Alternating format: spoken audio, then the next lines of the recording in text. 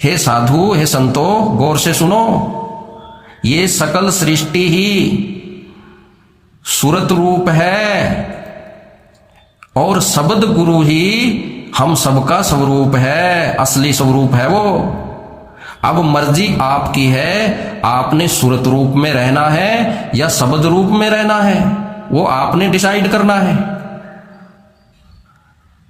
लेकिन इस गपोड़े पेल बाबा से हट जाना है। जब तक आप इसके चरणों में पड़े रहोगे, जब तक आप इसको माला डालते रहोगे, तब तक आपका कल्याण नहीं होगा।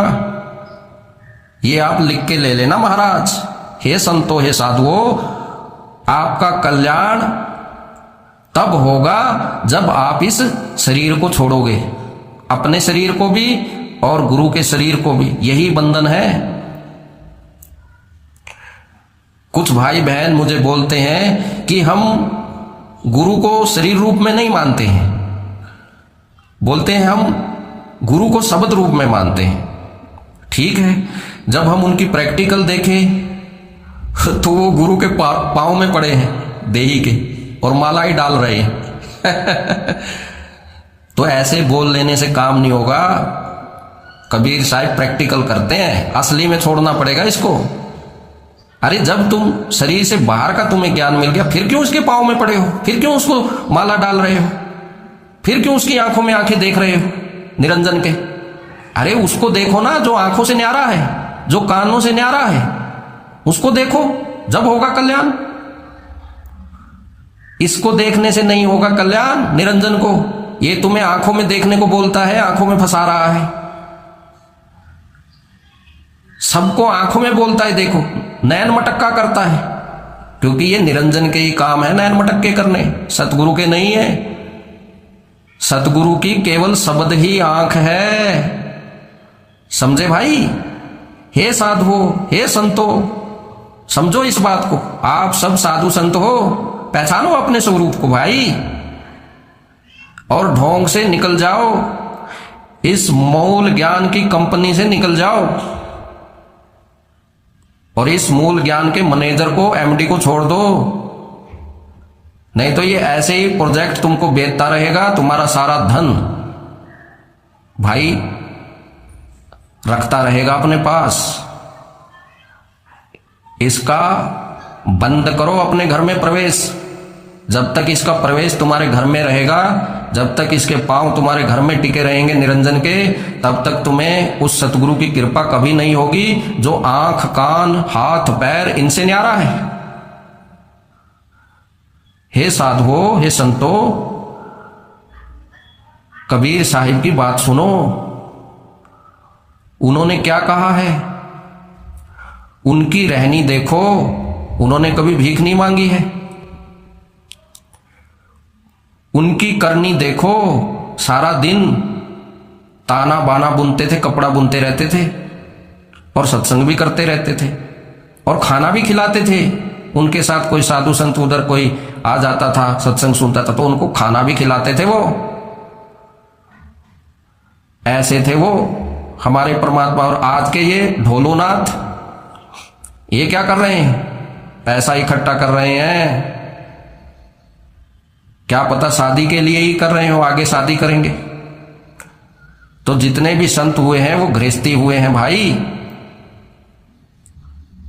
और ये इसको देख लो भाई, ढोल सा पेट हो गया, जैसे 9वां महीना लगा है इसको, खा खा के बाजरे की और मक्की के रोट। तो भाई बचो इस निरंजन से और अपने स्वरूप को पहचानो। भेड़ बन के मत रहो।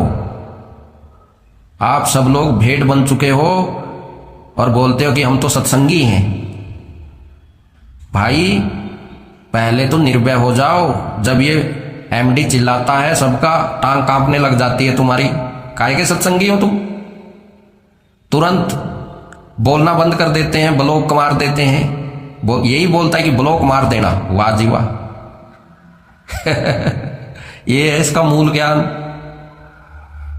तो ये मूल ज्ञान नहीं है, ये डरपोक ज्ञान है। इससे अच्छा तो भाई काल ही है जो किसी से डरता ही नहीं है, घबराता ही नहीं है, जो मर्जी जो दिल करे वो करो, वो भी नहीं डरता है किसी से। लेकिन ये इसकी हालत खराब हो जाती डर के भी, क्योंकि ये काल का बेटा है ना। काल नहीं डरता, काल का बेटा डरता है। तो मेरे गुरु की प्यारी साध संगत जी, इसी तरह जैसा मेरे से होगा, आपको आपकी तलवार में धार लगाता रहूंगा। ये आपका भाई आपके साथ है, और भाई आपकी मर्जी है, आपको जो अच्छा लगे वो करो भाई, क्योंकि आपका जीवन आपके हाथ है। क्योंकि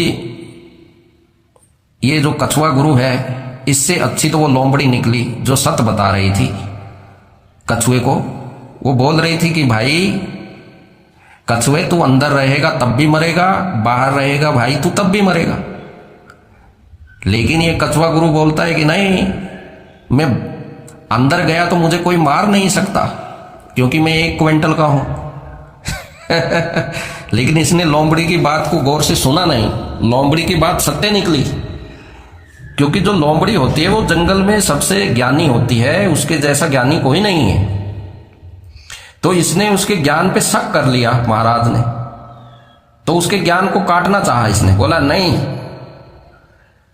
कछुआ अगर अंदर मुंडी करता है तो उसे शेर नहीं मार सकता है।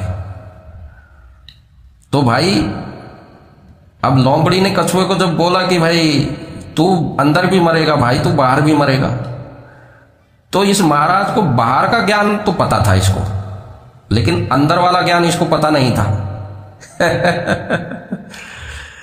तो कछुआ बाहर से भी मर गया और अंदर से भी मर गया। तो भाई लोमड़ी सत्य बोल ही नहीं रही थी क्या? लोमड़ी झूठ बोल रही थी? तो मेरे गुरु की प्यारी साध संगत जी, सत्य को कोई काट नहीं सकता है, सत्य कभी मरता नहीं है। ये भी बोलता है ना महाराज जी, कछुआ महाराज। लेकिन इसके कहने में और करनी में जमीन आसमान का अंतर है। इसके अनुभव में, प्रैक्टिकल में जमीन आसमान का अंतर है। आप सबके सामने ही आ गया है तो आप देख सकते हो। क्योंकि ये झूठ के पकोड़े बना सकता है, सत्य के नहीं। इसलिए इसके पास केवल पकोड़े और ब्रेड तो मिल सकते हैं आपको, लेकिन सत्य नहीं मिलेगा। पकोड़े ब्रेड खाओ और फिर टॉयलेट में हगने जाओ, यही है इसके पास, और कुछ नहीं है भाई। ब्रेड पकोड़े खाओ और मोदी जी ने टॉयलेट घर घर बना रखी है, उसमें हगने जाओ, बस यही है इसके पास। यही है इसका सत्य, पकोड़े बनाने का, बस ज्ञान का नहीं है। नाम तो लिख लिया इसने अपना, ज्ञान गुरु, ज्ञान का मास्टर। लेकिन भाई खाली नाम लिख लेने से ज्ञानी नहीं होता। खाली सुंदर नाम रख लेने से सुंदर नहीं होता कोई। खाली पारख नाम रख लेने का पारखी नहीं हो जाता कोई। खाली हीरा नाम रखने से कोई हीरा नहीं बन जाता। परमात्मा को इसने तलवार और मयान की तरह समझ लिया है।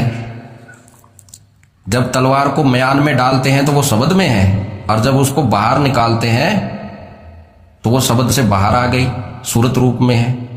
लेकिन इसको तलवार का ये नहीं पता चला कि वो तलवार हाथ में किसके है, उस तलवार को चलाने वाला कौन है, वो नहीं इसको नजर आ रहा है। इतने दिन से पुकार रहा है कलगी कलगी कलगी, कलगी की तलवार भूल गया, लास्ट में ढाल पकड़ ली बस इसने ये नहीं देखा कि जो तलवार है वो ढाल को भी काट देती है। विवेक की तलवार, सारी उम्र होगी इसने विवेक जगाओ विवेक जगाओ, विवेक की तलवार में धार लगाओ, और जब इसका प्रैक्टिकल हुआ तब वो तलवार भूल गया ये विवेक की। केवल ढाल पकड़ के खड़ा है। तो इसके शिष्य ने क्या किया, ढाल में से ही तलवार निकाल के कछुए का पेट ही चीर दिया। ले भाई, हो गया तेरा काम। वाह रे वाह महाराज, सूरत जो रूप है, सूरत की दो अवस्था है। कौन सी अवस्था है? जीव और शिव, साकार और निराकार, ये सूरत की अवस्थाएं हैं दोनों। लेकिन परमात्मा की क्या अवस्था है? परमात्मा की एक ही अवस्था है, एक रस। उसमें कोई एक या दो अवस्था नहीं चलती, कोई दो अवस्था सूरत रूप में चलती है। परमात्मा की केवल एक ही अवस्था है, परम अवस्था। ये नहीं समझ पाया ये झंडूलाल कछुआ लाल, तो अपना पेट तिरवा के बैठ गया विवेक की तलवार से। तो ये हाल हो गया इसका। तो मेरे गुरु की प्यारी साध संगत जी, अब आप अपना विवेक जगाओ और विवेक की तलवार उठाओ और कछुए को चीर डालो उसके पेट को। ठीक है, तो आज के लिए इतना ही है। जय हो मेरे सतगुरुदेव की, सदा ही जय हो। साहेब बंदगी सतनाम जी। वाहिगुरु जी का खालसा, वाहिगुरु जी की फतेह जी। सत श्री अकाल जी।